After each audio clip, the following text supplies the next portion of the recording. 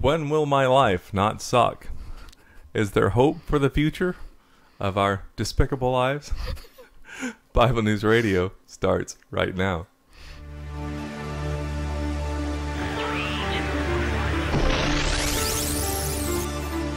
So thou, O son of man, I have set thee a watchman unto the house of Israel. Therefore thou shalt hear the word of my mouth, and warn them from me. Have no fellowship with the unfruitful works of darkness, but rather expose them. Coming to you from an undisclosed location in Middle Tennessee and examining current events from a biblical perspective, this is Bible News Radio with your hosts, Randall and Stacy Harp.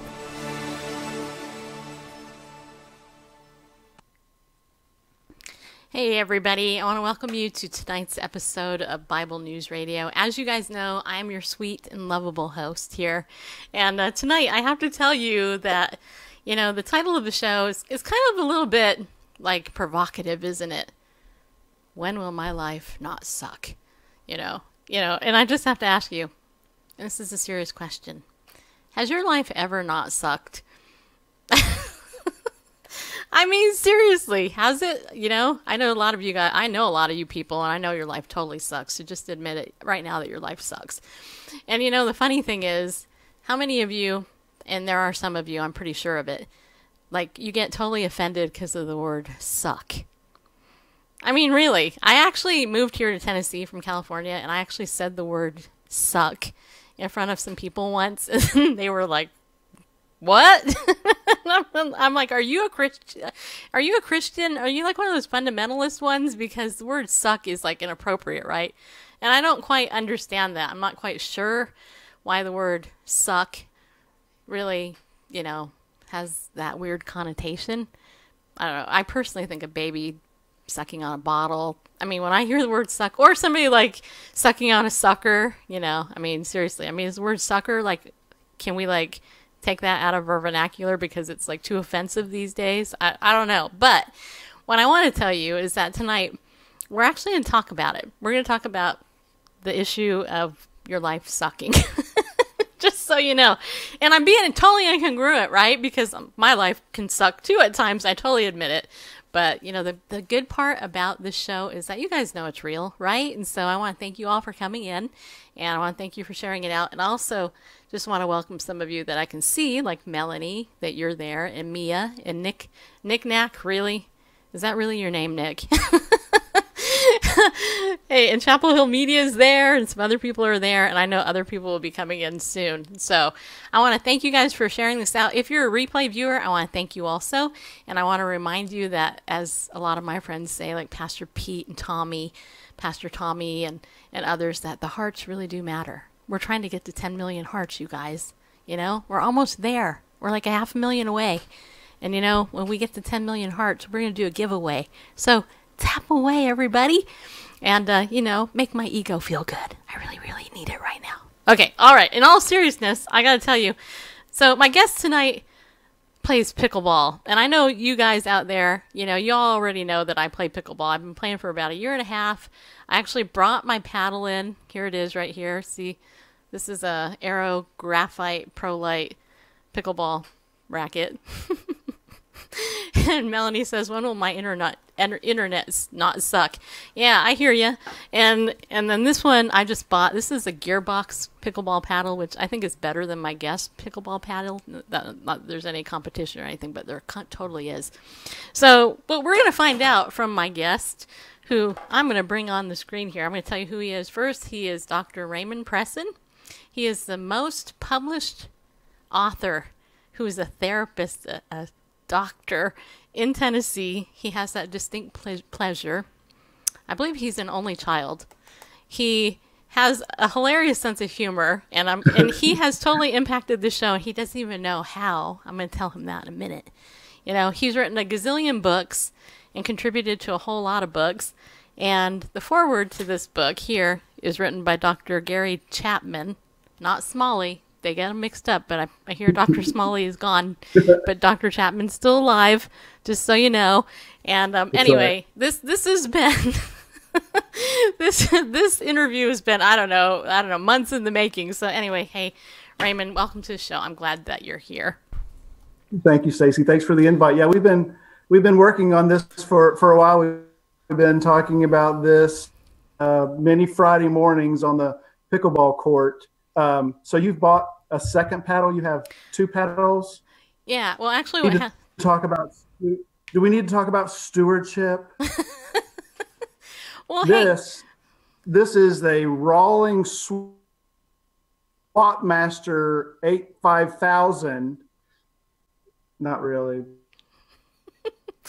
Well, it's funny. I had you falling for that for a second. Yeah, well, Derek. I don't know if you know Derek, but Derek, this is a $130 paddle. And you know what? He sold it to me for $40. I'd say that's pretty good stewardship. That's good stewardship. Bargains are good stewardship. Yeah, apparently I'm the I think that's in proverb. Yeah, well, and I think I'm the third owner because he bought it from somebody else at Pickleball who didn't like it. And just saying. Yeah. What's not to like about pickleball? I don't know, but everybody, there's like my normal viewers, I talk about pickleball all the time. And so here you are, a real life person I actually play pickleball with. And so I would love it for you. Well, yeah, the thing is, tell everybody about it because you've seen me in action and how great I am, just like I've seen you. You're like a swan on roller skates. Like a swan on roller skates, huh? Yeah. Okay. Dang it. Okay, your thing is cutting out. Your picture, yeah. You're still there. You're still there with that image. Have you ever explained to them what pickleball? Yeah, I actually have explained. Just because I get people asking me like, "What is that?" and I tell them it's like a hybrid. So you're good. You're going to explain it. Yeah, you're cutting out a lot, which is bummer. All right, everybody, internet gods, please open up the line so it doesn't crash out. Okay, yeah. So no, you go ahead. You can explain it because I've explained it, but coming from you because you're a doctor, it might actually sound better. Well, what's funny, the first time that I ever played it, actually, when I ran into to you and Amy, and you were describing it, but before I ever got to come play with you guys at the rec center, I got something in the mail from the Senior Olympics, and it had pickleball on there. So I thought, well, all right, I'll sign up for it, and I'll learn how to play. I've got time. I'll learn how to play before the tournament. Well, I never did, and I actually got my paddle a couple days before the tournament, and the first time I ever played was in a pickleball tournament. There were only 3 guys in my age group. I lost every game, but I got a bronze medal.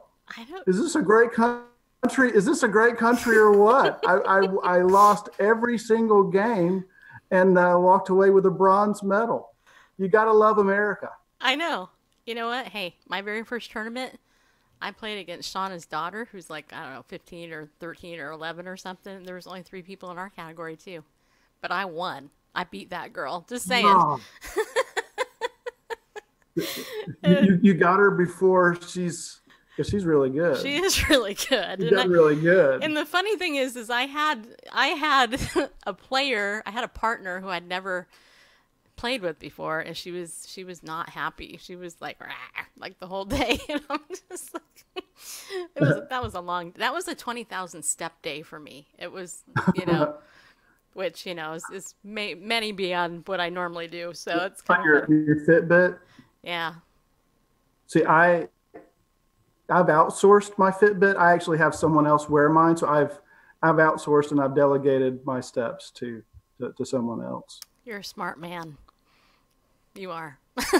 When you don't have time to do something, you outsource it. Well, did you know? I'm outsourcing my fitness. There's actually a Fitbit for dogs now. Did you know that?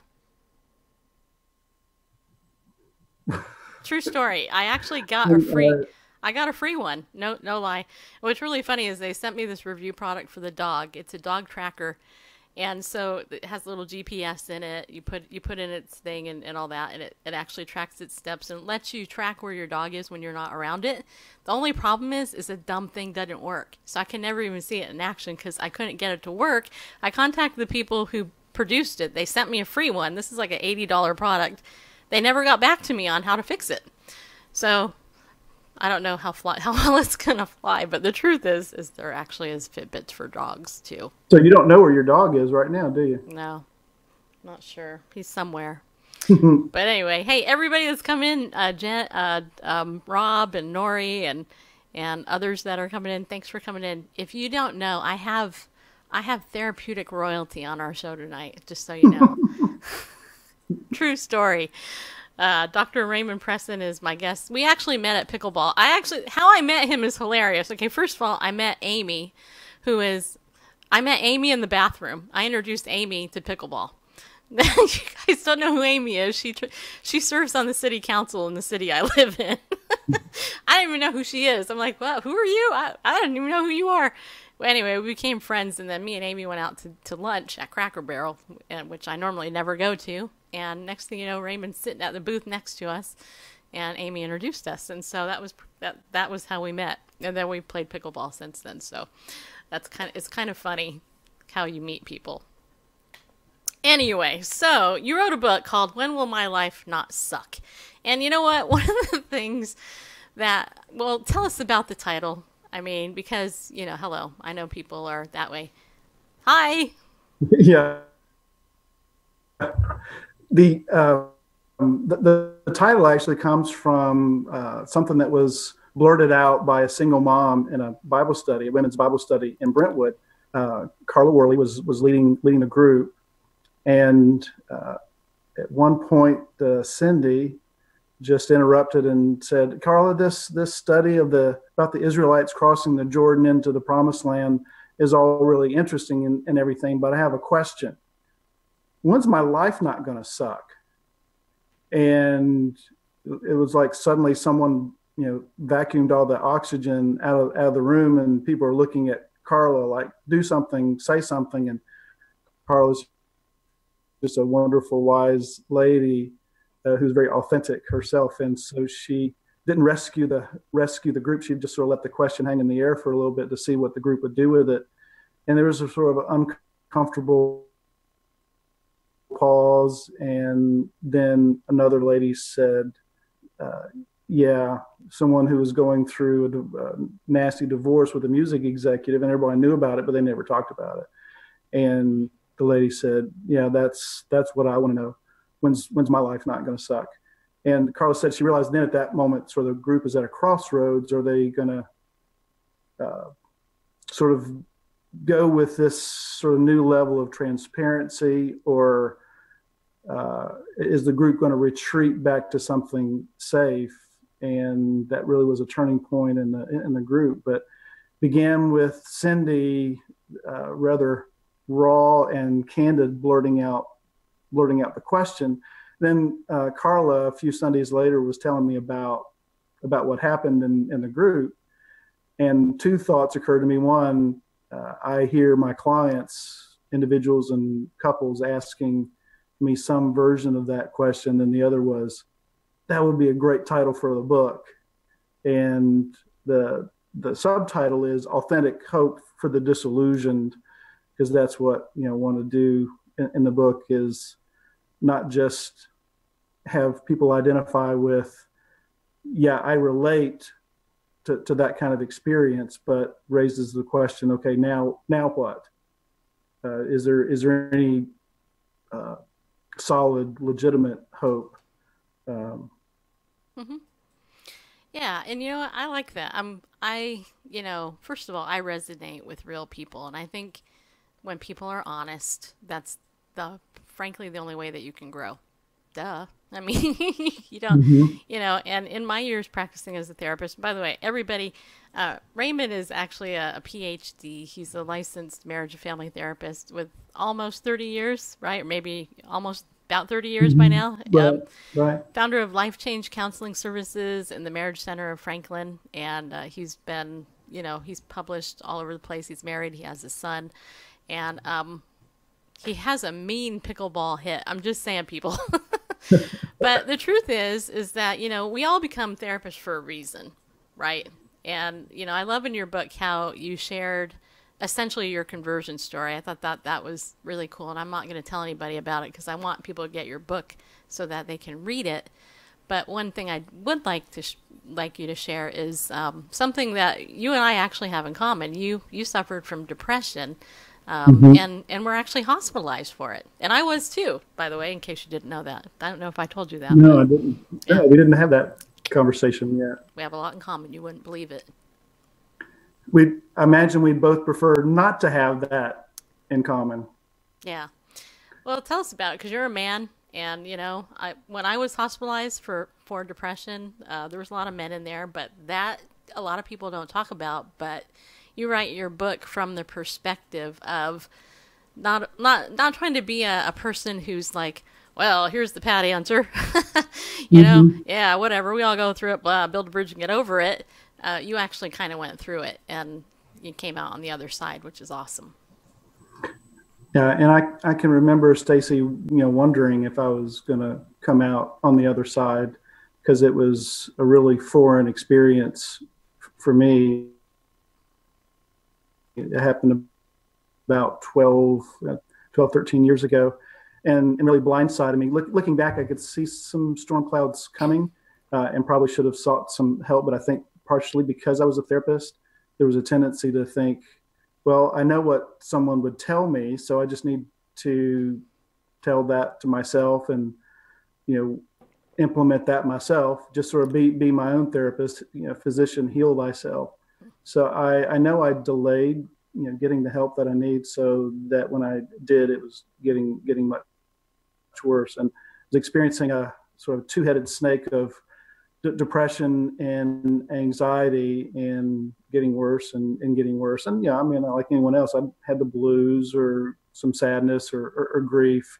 And this was a flavor that I was totally unfamiliar with, and was scary. And it ended up landing me in the hospital, and I'm there wondering, I'm not a therapist, and which is very humbling, or actually it was sort of humiliating. I'm thinking I should be, because here's the thing. My first job out of college, before I went to grad school, I was working on an adolescent unit psych ward, and I used to tell people that I left because I found it very stressful. And I used to joke that, well, I left before I became a patient, and a couple of decades later, I'm a patient, and I'm like, this is the twilight zone. I cannot even believe that I'm here.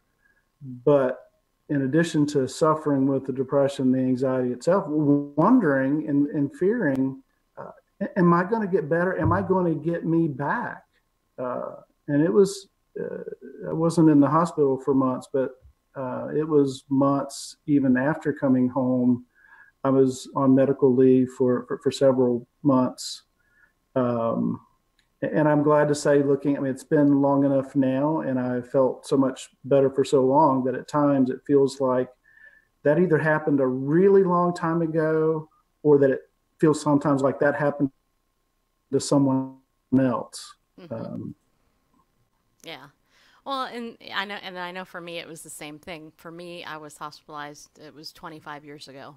It would be 25 years ago in November, I think. October. I think it was November. And honestly, it was kind of like at a point where the Minirth Meyer program and New Life Treatment Centers and Fred Gross Christian Therapy Program and all these different programs in California were very popular. That I actually went into one to deal with the trauma that I suffered. And the irony of it all is that when I went in, I went in for a 3-week program. Most interesting 3 weeks of my life, by the way, I should say. And that was after having been in a program for a week, which was not a Christian therapy program. And the second time I was in, and this was within a year period, I think that happened. Maybe it was a 2-year period. they actually put me on medicine. And I remember getting out of therapy. My therapist said to me about 3 weeks out, she said, you know, you're really depressed. You're even more depressed than you were when you were in the hospital. You might want to get put on some antidepressants. And I said to her, I said, I am on antidepressants. In fact, when I read your book, you mentioned being on Prozac, Lexapro, and Wellbutrin. And, you know, Prozac made me homicidal. Wellbutrin was designed, as my understanding was, to help people stop smoking, which that just helped me gain a lot of weight. And it wasn't until I was in grad school after my mom died that I was on Lexapro, and it was like, oh my gosh, this actually works. This was like a miracle. So I look at that and I kind of laugh because she got royally pissed off because nobody in the hospital told her what they had done because she had, you know, been my therapist outside there. So anyway, we could tell horror stories, I'm sure, but, you know, there's definitely some interesting things that come out of that experience. And I look back now and I laugh. I go, ha ha, you know, devil, you thought you could have got me, but you didn't. And, you know, my journey off medication has been awesome. And, you know, 8 years, I haven't been on any medicine anymore. So, but it didn't happen overnight. No, yeah, it's a long, slow journey with, remember the progress, plateaus, and setbacks. And one of the things that I took from it and have shared with clients, whether they're struggling with something individually or as couples, is that, you know, the setbacks are fairly, you know, pretty normal anytime we're recovering from something. But the setbacks often feel like that I'm right back where I started from. Mm-hmm. And it's not really, that's not accurate, but I understand it can feel like that because this feels so familiar. And when we pronounce it on someone else, I knew you wouldn't change. You're just like, I don't know why we're going to counsel. This is a waste of time. You know, you haven't changed. You're the same guy, or we are on ourselves that I'm right back where I started from. It's not just that it's not positive, that it's negative, but it's not accurate. So how people respond to the setbacks, because it's not if they're going to experience them, it's when, but how they respond to the setbacks is crucial. Amen. And hey, Larissa, thanks for coming in. Larissa, her nickname is Grateful Chick. She has a whole Grateful Chick tribe, you know, and we mean grateful as in, you know, grateful. Like she practices gratitude for I think 4 years you've been doing that. She writes different gratitude stuff, and right now her husband's struggling with cancer, and you know, and she's out there every day cheering people on, telling them to be grateful, and giving us, you know, all this other stuff. So she just came in to share it out, and she's in Texas. So glad you're here, Larissa. I'm super happy that you were able to make it. Thank you for changing your mind and coming in. Okay, in this book here, everybody, this is why. When will my life not suck? Authentic hope for the disillusioned. Okay, so some people would say this is a secret Bible study of the book of Philippians, right? And here I actually wrote a question mark on here because I wanted to read this. I think this is a good thing, and I want you to. There's a couple quotes in here, actually quite a few. I underlined them all in my favorite crayon. But anyway, I want to read this part. It says here on page 20. So if you're a big magnet, what is it that you hope to attract? Okay, actually before that, Raymond writes, the secret, this book here, in a nutshell, is this. Just fix your mind, thoughts, and wishes on health and wealth, and the universe will overnight it to you in a gift-wrapped package. Burns calls it the law of attraction, yours for only $24.95. So if you're a big magnet, what is it that you hope to attract? I can tell you what Paul wanted to attract. It wasn't wealth, weight loss, a job promotion, or healing from psoriasis. In Paul's words, he wanted to know Christ and the power of his resurrection and the fellowship of sharing in his sufferings, becoming like him in his death, and so somehow to attain to the resurrection from the dead. Philippians 3:10 and 11. And I want you, Raymond, to go ahead and elaborate on that, because I think in our culture, and you actually touched on it a little bit here in the book, and I know that there's here it is. You went on to say this. Any part of my life that I feel is subpar is unacceptable. I want my best life now, but God's promises are different from the promises of the self-help industry. I thought, boom, that's like tweetable and everything out there, because the whole law of attraction garbage drives me nuts. And it isn't congruent with Scripture, because we don't want to look at suffering. So I'd love for you to elaborate on that, if you don't mind. Sure. I think of, in Romans, when it says that for all things are working together for good to those who are called according to his purpose. And probably like your viewers and listeners, I have my own definition of what I would like the good to be, in case God needs any. Well, I haven't found his suggestion box yet where he's inviting me to put things in his suggestion box, but I have my own idea of what good should be in my life working out. And the verse tells us that in verse 29, what God defines and how he sort of, what he's working things and orchestrating things and redeeming things for our good, is that we might look more like Christ. And so that's a completely different goal of what I would want the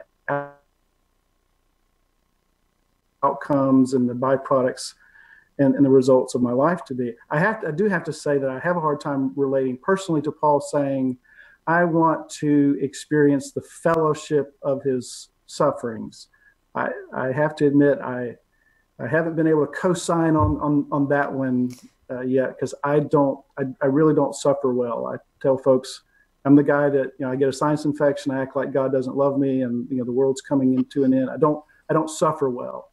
So that's one of the things that's always intrigued me about Paul in Philippians, is how he responds to his own suffering. As you know, he's in Rome, had hoped to go to Rome as an open air evangelist, and doing God's will, doing God's work. And next thing you know, he's in a under house arrest, and he doesn't know if he's going to be executed, released the next day, or spend the rest of his life in there in rot. And so in the midst of all that uncertainty and unpleasantness, Paul has this just remarkable attitude about his life. I say, there's not a lot of theology per se. You have the Philippians chapter 2, but so much of Philippians is Paul talking about and responding to what is happening in his life and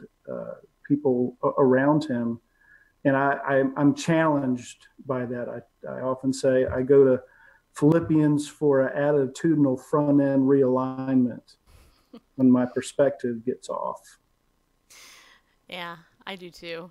Occasionally I'll go to Ecclesiastes just for fun. Because like I read in your book, you and I are similar in the cynical aspect of things. And I think it's easy, as my friend Jennifer says, to, people are messy, right? And we live in such a stupid world that magnifies facade and acting. I mean, if you stop and think about culture, just as an example, you have people who want to act for a living. They get on TV, they pretend that they're somebody they're not. We pay and applaud them gazillions of dollars, and then we get all excited, because, oh my gosh, they're there. And then that's what we desire to do. And it's completely the opposite of what God wants from us. He wants us, one of my favorite scriptures is in Psalm 51:6, which says, surely God desires truth in the inner parts. He wants to make us to know wisdom.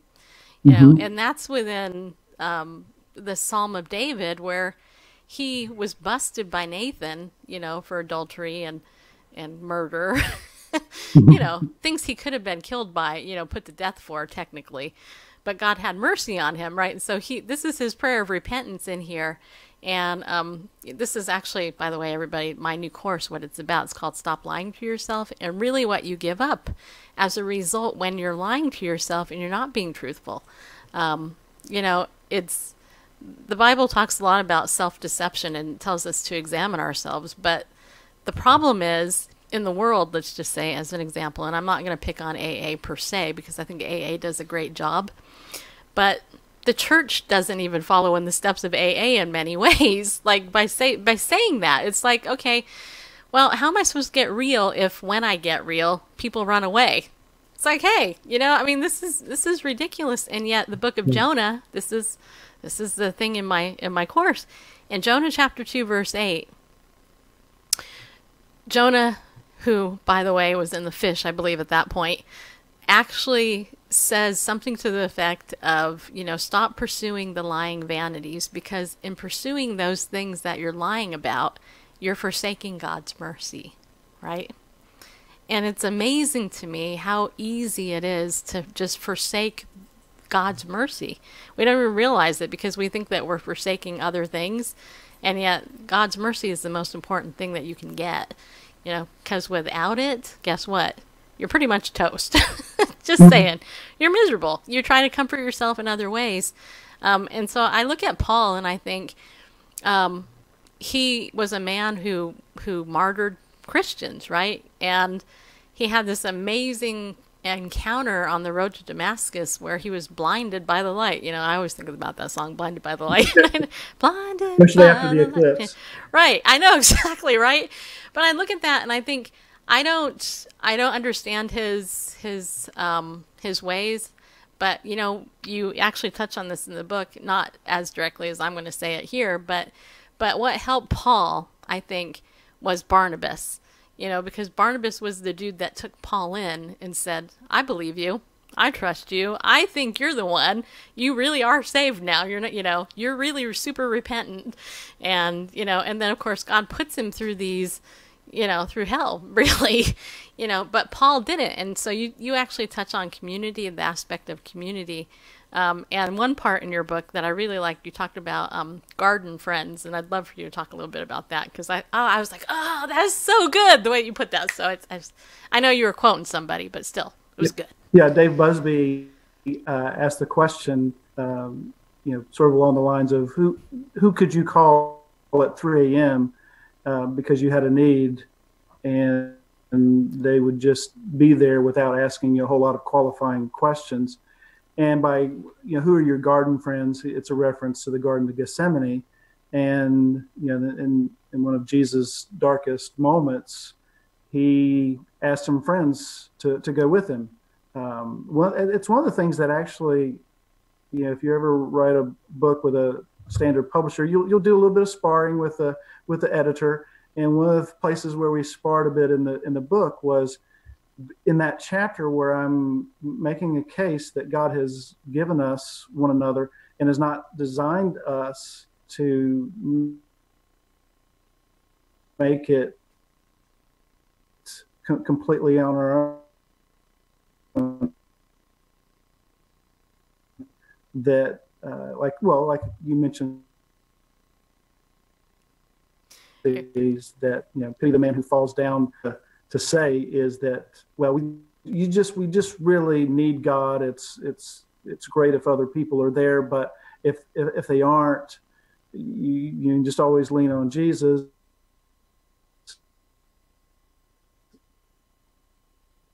And I understand is the extension of Jesus, and that we are called into community. You're really freezing up on me, just so you know. It's kind of... And that, I can't imagine that God have a... Yeah. Well, yeah, we're working on it. We got a bandwidth. That God doesn't expect us to do something.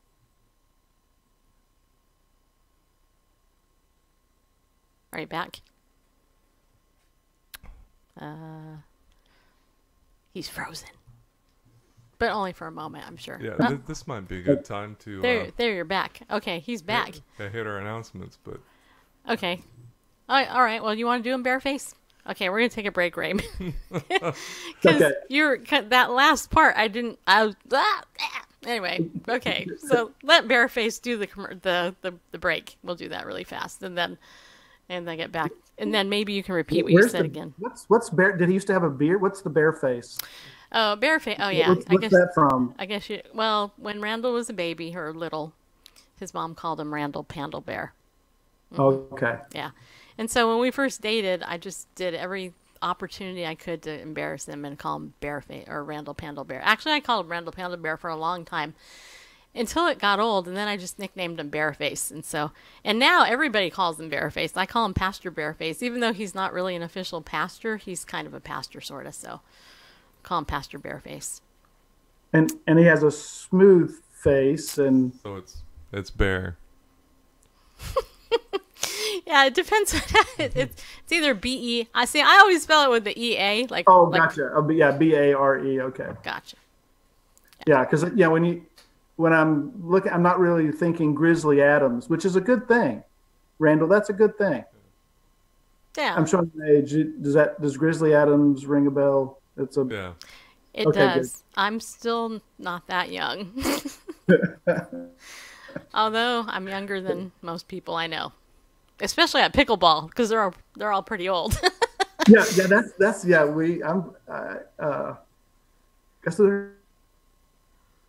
there's some. I mean, some of the senior there are. It gives me hope for getting older.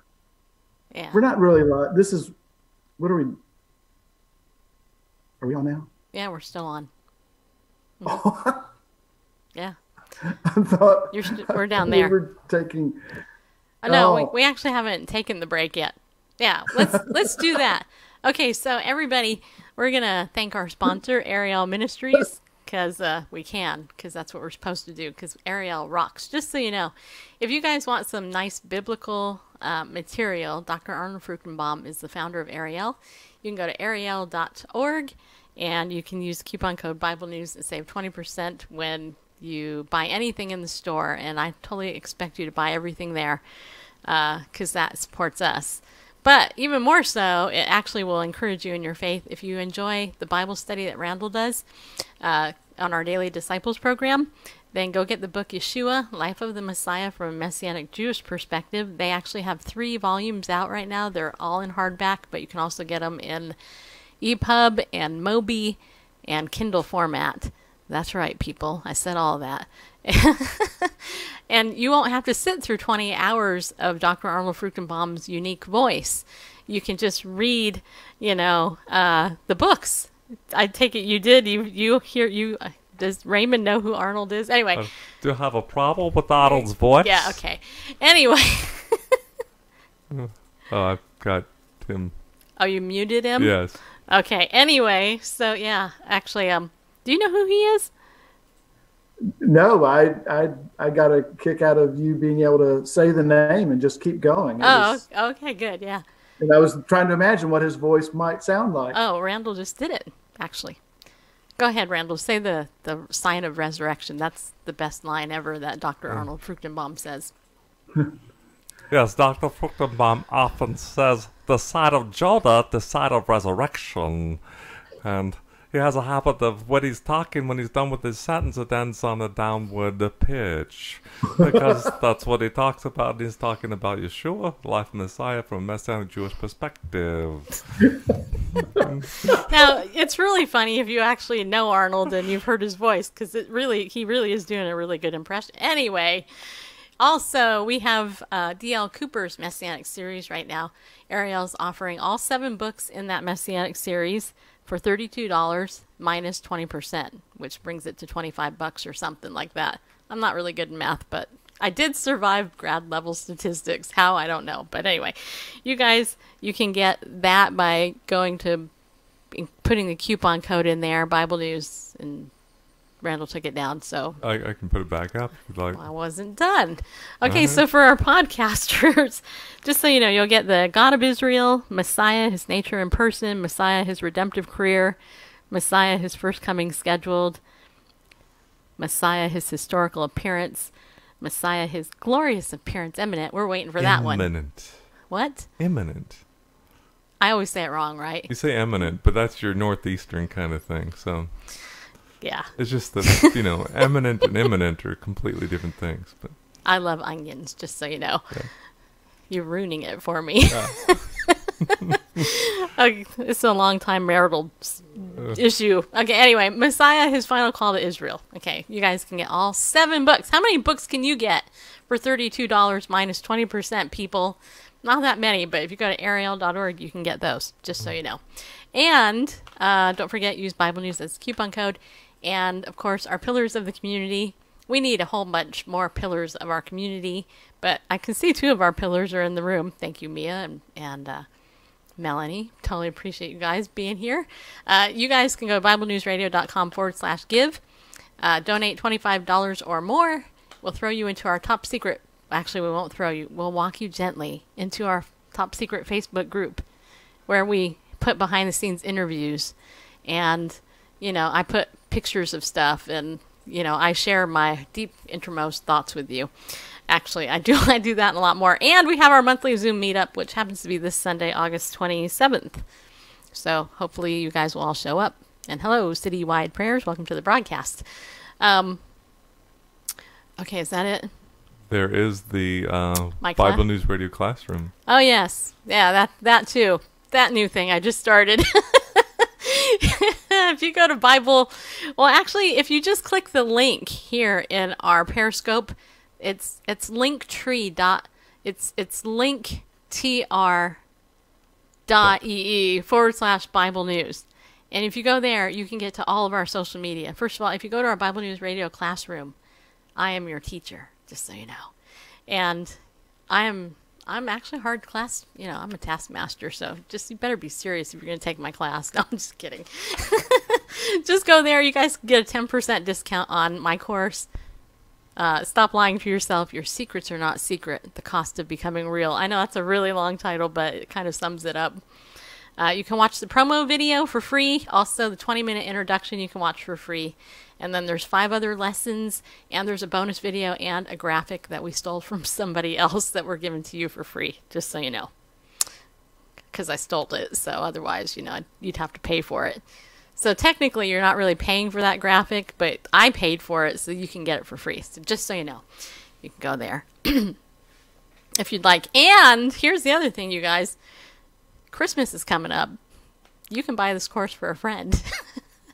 There's actually 2 hours of me that you need to give somebody. All right, no. In all seriousness, yeah, just get it, okay? I think you'll love it. If you don't, there is a 30-day money-back guarantee, just so you know. All right. Okay.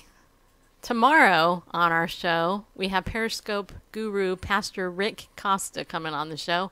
In case you didn't know that, Rick stays up really late at night praying for people. In fact, he's the guy, one of the guys behind the whole Jesus Did It thing, and I am wearing my brand new Jesus Did It tank top, which I never wear tank tops. People. I'm not so sure that he'd enjoy being called guru, but yeah. Well, he's a good guy. He likes his Fitbit. He walks now 10,000 steps a day. That's cool. But anyway, tomorrow night is him, right? It's Free for All Friday, and Rick's going to be our guest. And we're going to talk about the church and other fun stuff like that. So make sure you come in, okay? All right. Okay, so now back to our current guest, the one and the only Ramon Presson. He is a doctor. The doctor is in the house. Hopefully you're... Okay, are you I'm back? not a real doctor, but I did stay at a Holiday Inn Express last night, yeah. You did? No. Is that a joke? Did I miss something? It was a commercial. It was a TV commercial. I don't watch TV. I watch Periscope. Are you frozen? No. Oh, okay. I was just speechless after I didn't have a comeback for. I don't watch much TV. I don't even have cable. I'm just reading my Bible. No, actually, a friend of mine gave me their access to their Netflix account, so I actually watched some of their Netflix. But for the most part, I actually watch live streaming in YouTube. Confess your sins to one another that you made. You know what? I actually had somebody at Pickleball tell me I was stealing because I'm using this person's Netflix account. But did you know if you Google, can you share your Netflix account? You actually can. True story. Because I'm a biblical believer. I wouldn't steal. People are going to be glad that they listened in on this, because if nothing else, they'll learn how get Netflix without paying for it. This has been educational. Yeah.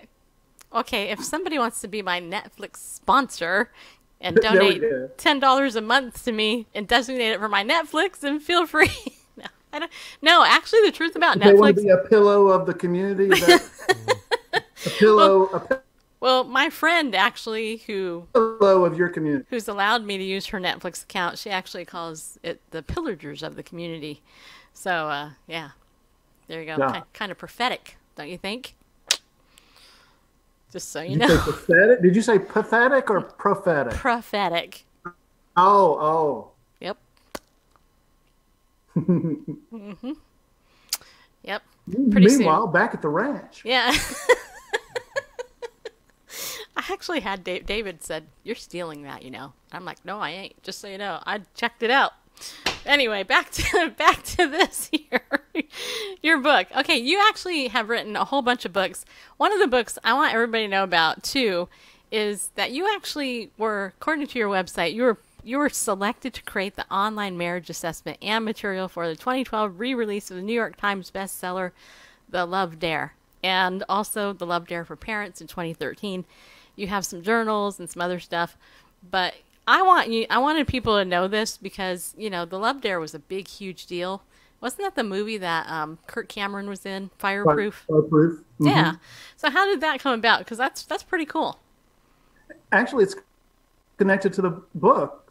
Someone from Broman and Holman was in the Parnassus bookstore in Nashville and came across the book, and which happens for a lot of folks. The title is fairly attention grabbing, and she was an acquisition editor at Broman and Holman, and at the time they were looking for an author who was a marriage and family therapist to take the Love Dare and create an online marriage assessment that would then tie back into the book. And so she picked up the book and sort of liked the way I wrote, and saw that I was local and a licensed therapist. And so her name's Dawn Woods, and she and I've hit it off. And and she was one of the ones that encouraged me to do a teen edition with my son Cameron. That's another story. But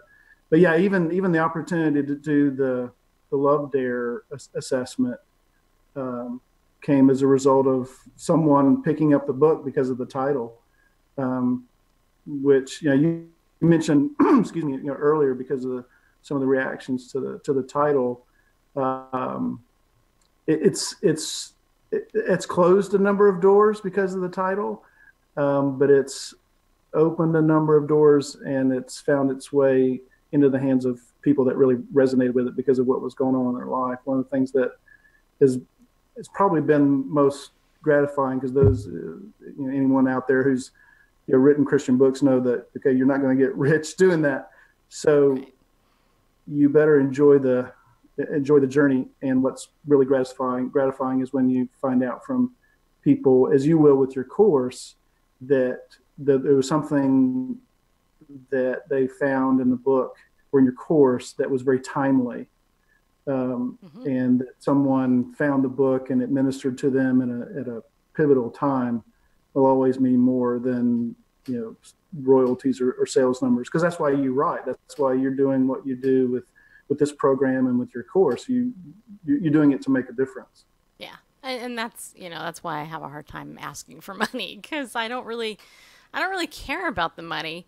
That's not why I'm a therapist by training, but God called me into this. So it's interesting. In fact, one of the parts too, I also, this literally made me laugh out loud on page 83. Listen to this, everybody. You're going to love this. Okay. He says here, this is on a page that says contentment does not depend on circumstances. The hidden belief underlying discontentment is that if circumstances were changed, you would be happy anyway. He gives some examples, and then then he says here, what's in your blank? What's your readily available reason for being miserable? If the My Life Sucks class had a show and tell, what would you bring? I thought that was hilarious, because Because if you've ever been part of a women's Bible study, or anything for that matter, it's like, hey, you want to show and tell your crap? That's what we would like to do here. It's what would you do? Oh yeah, I can one up you on that. I'll see you that crisis, and I'll raise you one. I know, right? Yeah, oh gosh, no, but there was the other thing too here. I just thought that was funny. And you write about, I'm trying to find my crayon highlights here.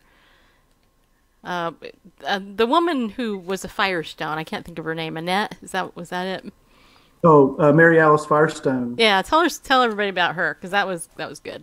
Yeah, when I was a assistant pastor of the church in West Palm Beach, Mary Alice Firestone was a member of our church, and I'd gotten to know her. And yes, it's that Firestone. And a wonderful lady who dated Burt Reynolds. She dated Burt Reynolds when they were both at Palm Beach High School. But here's a lady who had just could travel anywhere, more money, and acknowledged that before she came to Christ that she was miserable. And you can be, as she said, you can be really, really lonely in a really, really large house. And I do a lot of counseling with musicians, and there've been some work that I've done with some top musicians and people that we would go, oh, I'd like to have their life. And it's been some of the most broken and empty people. Well, I'm not bashing the music industry. What I'm saying is that we can look at people who have the trappings of the things that we think, oh, if I had that experience, then everything would be okay. But a number of those people would tell you it always feels like that there is something missing. And I sort of, one of the things that I address in the contentment chapter is what I call the contentment traps that are comparisons. That we get into the trap of comparing what I'm experiencing now versus what I used to have, what I have. And when I say have, I don't just mean possessions, but what our sort of life experience is. What I have versus what others have. And the third one is what I have or what I'm experiencing versus what I feel like I should or what I deserve. That feeling of deserving, or that I'm not getting what I deserve, that's a guaranteed contentment killer. But the three comparisons that we have to watch out for is the comparison to what I used to have, what others have, and what I feel like I'm entitled to and I'm not getting. I ain't happy about it. Right. And I'm glad that you brought that up, because that was the other part that I'm probably going to have to reread and just take those things out, because you know what? It's so common to compare. It's so subtle. Well, yeah. In my mind, it's not very subtle, because I already know what I'm comparing. But yeah, a lot of people, you just named all three I do think of spot on. Vintage Traveler. Well, thank you for sharing that, because it's yeah, I mean, it is. It's a comparison trap, and it's, But what's weird, Raymond, is we don't really compare the suffering too much. We compare what we don't have in terms of the good stuff, but I heard somebody say one time, and you probably heard it too, I would, try walking in a mile in somebody else's shoes. It's because, I know the journey that I went on, and I can tell you that when I have people who really get me and they actually know me, they go, oh my gosh, you're so happy, you have the greatest marriage ever, blah blah. And they look at the show and they see real life, they see genuine reality, but they don't know the pain of the first 3 years of my marriage, and they don't know the continuing pain I have in sexual brokenness because of my abuse. They don't know, you know, the different things that I still struggle with. And it gets dark sometimes. And I'm like, you know, I went through 15 years of therapy, 2 hospitalizations, been on meds. I get it. You know what I'm saying here? It's like, but what people go is, well, I see the joy that you have. Yeah, but that joy didn't come overnight. That joy came through a long process. And that's, you know, you can testify probably to this. When I was doing therapy, one of the things that I noted was that there was mandated clients and then there were motivated ones. I'm a motivated one, which is like 1% of the people that come in, right? You know, but see, that's the thing. If we can overcome, then maybe that will give hope to some of the mandated ones who are like, oh, you know, I think I want to jump over here to this line because, you know, I don't want my life to suck forever. You know what I mean? So. Yeah. And like you said, you know, it's been a lengthy journey. And when you see either someone's on the back end of the wilderness and they're sort of in a promised land kind of experience, or just more positive and you have no idea maybe, you know, what it took to get there, or just, you know, just because, you know, things are going pretty well in our lives now. I mean, you don't get to be anything close to this age that we are, that, you know, that life has jerked you around pretty good. And I have admit I have a tendency to forget. It's easy, you know, I get the daily reminders with clients, but just sometimes I need to be reminded. I would be more patient and give people just in public more grace when I reminded myself of the truth that everybody we're seeing, running into, passing by is dealing with something heavy that day. It may not be right in the forefront on their front burner, but right. We're all dealing with something, and if they were honest in that moment, and you could say to them, hey, if there's one thing that you would have me pray for, and you knew that I really would, and it would make a difference, most people could give you something right then, because there's something in their life that feels in disorder or broken. Mm-hmm. That's so true. And yet, even here in Tennessee, the land flowing with milk and lots of Bible studies, you know, you would be surprised how many people don't even do that. You know, it's like, I mean, pickleball, you know, let's look at pickleball just for a minute. You know, pickleball for me has been like a community. I mean, you go there if we have the opportunity, 5 times now a week, but like I go generally 4 times a week. You build this community. These people see you more than people at church, you know, unless you work at a church. And sometimes maybe even your family, depending on how close you are to your family. Me and Bareface live together. We do everything together except go to the bathroom. Let's just draw the line somewhere, people. Boundaries. Yeah. After 25 years of marriage, we gave up on that. It's just like, you ever think about that in prison when Paul was in prison and you know, all that stuff that they had to do, chained to their guard. And I'm glad that we didn't have to do that. But anyway, what I'm saying is that even in the pickleball community, there have been needs that have popped up, and you know, and the offer of prayer is there, or, you know, somebody, or, you know, celebration of your birthday or whatever, you know, there's that community. And so many people have been hurt in the church, and I know you write about it in your book. I was. You can't be in the church for any length of time and not get hurt. I mean, let's just say it that way. And so people become alienated, and that's why our show, we do it online. We've done it online for 12 years.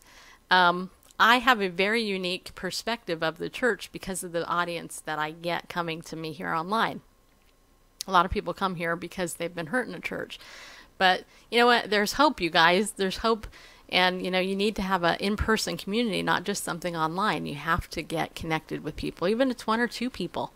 You know, find a community that you can connect with, because as Pastor Pete says, you know what? There might be a day when you actually need somebody immediately there for you. And if you're not connected to somebody, you're not going to get any help from anybody.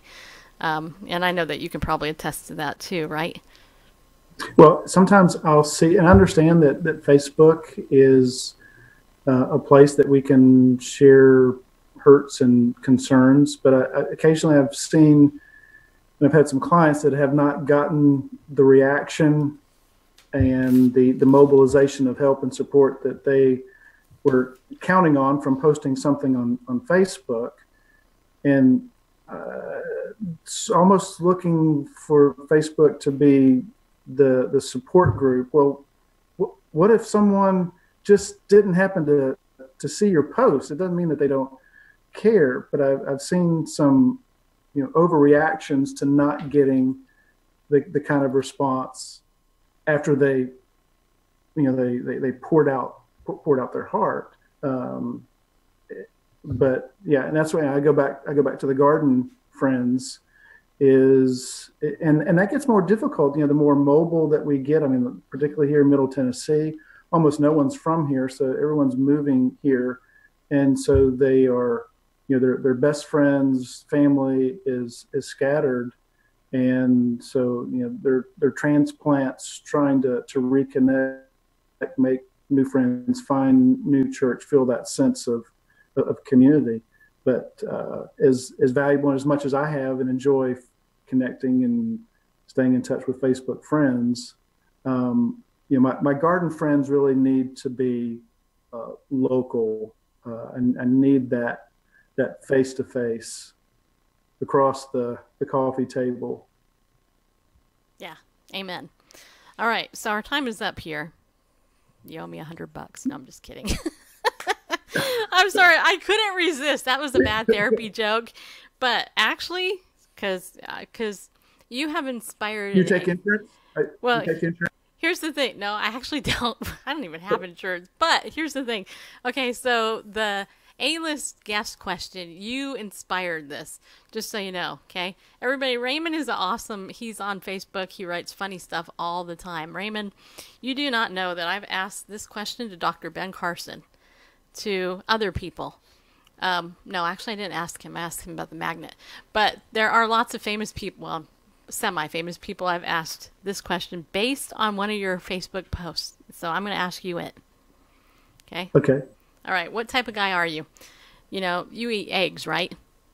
Right. Okay. So do you rearrange them? Do you crack them? What do you do with the shells? Well, yeah. On Facebook, I posted this thing about when I have this, and I'm not OCD. I mean, my wife knows, and people who know, I'm not OCD, but when I'm removing eggs from the carton, I feel like you've got to position them in a way that it's balanced, so 2 here, 2 on this end, 1 in the middle or 2 in the middle. I mean, you can't just, shove them all to the end, because that's not balanced. So you got to work for symmetry. My wife doesn't feel the same way. We're working through that. We have a number of other things that we have in common, and our Venn diagram has lots of good overlap. But yeah, we rearrange the eggs differently in a carton. Okay, what do you do with the shells? Garbage disposal. Was I supposed to make art with them or something? Well, I have to tell you honestly, this is you have no idea how much that got into my head. about the eggs in the carton? Yeah. The very first person, I can't remember who it was, I asked it, because it's been a lot of famous people. I've literally asked these people these questions. Well, so that's my contribution to the world. Yeah. Is, the questions of the eggs in the carton. But the very first person I asked what they did with the eggshells, they were like, I compost them or something like that, and they asked me, I'm like, I put them in the garbage disposal, and then they told me, they're like, you're not supposed to do that. So I felt total shame afterwards. Like, I've been putting eggshells down the garbage disposal for a decade. Don't you know that can ruin your garbage disposal? Like, what are you talking about? But it's anyway. Am I not supposed to put my used tires in there either? No, not that I know of. You could probably get away with it. You can't put eggshells. You can't put eggshells in. See, I told you earlier this would be educational. People have learned how to now what to do with their eggshells, and how to get Netflix. That's right. That's right. Exactly. So, okay. All right. So, everybody, hey, our guest has been the wonderful, sweet, and lovable Dr. Ramon Presson. He's got this book. He's got lots of books, but this is the book that we've been talking about called When Will My Life Not Suck? Authentic Hope for the Disillusioned. Hold on. My mic dropped. Anyway, you can go to his website. What is it? RamonPressonTherapy.com. Mm-hmm. Right. And spell his name right. It's Ramon. There's no Y in it. Like Ramon. Right. I'm back. Hold on. I have to pick up my thing. Yeah. So you have any final words of wisdom? Well, just, we've been talking about the book. I enjoyed co-writing the teen edition with my son, Cameron. He's a sophomore at Belmont. And we did that because, I wrote the book for adults, but when my son was in high school, I'm hearing kids dealing with stuff, facing things at home and things that are happening in the world that weren't even on my radar. I didn't, when I was 17 years old, I didn't know anybody who committed suicide. I didn't know anybody who had seriously thought about it. So in the process of just having conversations with my son and realizing what difficult stuff and questions and heartaches and things that teenagers and kids are experiencing, I had him write intros to each chapter from a teenager's perspective. And so, I just say, plus it's just pretty cool to write a book with your son. That's cool. So that's probably been my favorite writing experience, is having something that's out there with that I did with my boy. Yeah, that is so cool. And, Ramon did give me his book, that book that we were just talking about the When Will My Life Not Suck for Teens. But believe it or not, I met somebody at the rec center who was a teenager, I think, or very young, early 20s, who was struggling. And I actually gave him the book. I gave him the copy of your book. And hopefully I'll get to talk to him at some point. But definitely a great resource to get. And I can tell you guys, if you want a great book to read, this is a good book. I actually read it, okay, just so you know, buddy. I normally don't read my guest books, but your book I did read, just so you know. I see the crayon. Yep. I see the crayon. My favorite color, green. One of them. Yep. And I bend the pages and I destroy books when I read them. That's how books should be read, in my opinion. All right. Any final comments beside that? Hey, thank you for having me on the program, Stacy. We've been working on this for a while. We're talking about it at Pickleball, so thank you for making it happen. I enjoyed it. Well, I enjoyed you coming on, and I hope that we get to play soon again, because I just want to play pickleball. All right, everybody. So, hey, you know what? You guys go ahead and stay tuned tomorrow. Yeah. Just remember, my pickleball racket is better than Ramon's. No. No, I'm just kidding. If you want to show yours again, you can. Go ahead. Sorry. It's not the equipment. Actually, it's the talent. Yeah, that's true. And that's actually a nice paddle. I need to get one of those. I hear they're really good. All right. Okay, everybody. We'll see you tomorrow night, right? With Rick. Periscope Pastor Rick Costa will be coming on. And be sure to watch our rollout video for the next 30 seconds. And thank you guys again for sharing it out. I really appreciate you coming in. Remember, be bold. Stand up and go with God, because He loves you.